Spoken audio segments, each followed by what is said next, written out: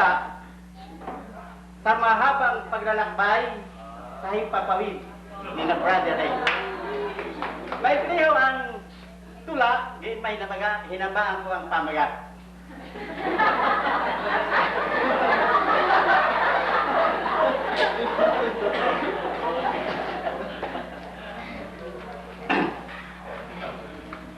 Minsan ako'y nakaupo sa bibili naghihintay. Ang diwa ko'y nabagabag, hindi ako mapalakay. Si Brother Ray ay alis kasama ang pangbayan. Ano kayang alaala mayroon kaming ibibigay? Wala kaming mababalot, lalong walang matitiklo. Mabuti pa'y humabi ng salitang pinagalo. Kung ito ay matatanim sa puso ay isang handog, mananariwang alaala sa aming paglilingkod. Hindi lamang magkumpari, kundi higit pa sa rito, tayo'y tunay na magkapatid sa pangalan ni Kristo.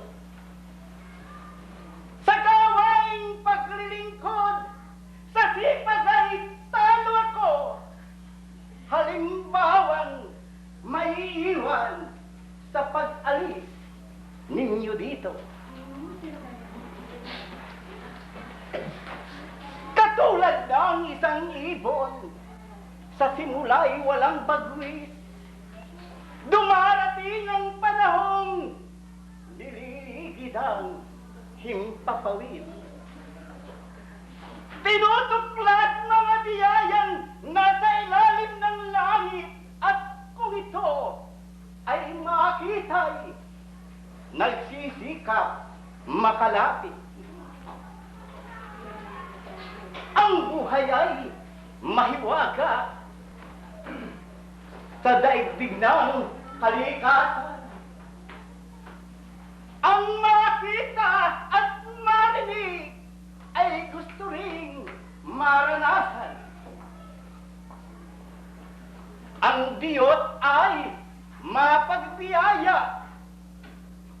Ang lahat ay ibibigay upang tayo makapili maligayang kalalagyan.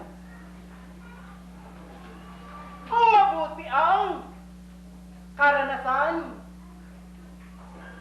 sa buhay ng bawat tao. Kalamay lumalawak, napipili pang gusto. Ang lugar na pupuntahan, mayroong Iglesia ni Cristo, dapat lamang lumigaya. Yaon ang dalangin ko. Ang huli kong pangungusap na sa inyo'y sasabihin ay mainit na pagbati kay Brother Ray, Sister Denise. Kay Momoy ay pagmamahal, at kay Menyay gayon din ang mabait at maganda na aking mamaluga.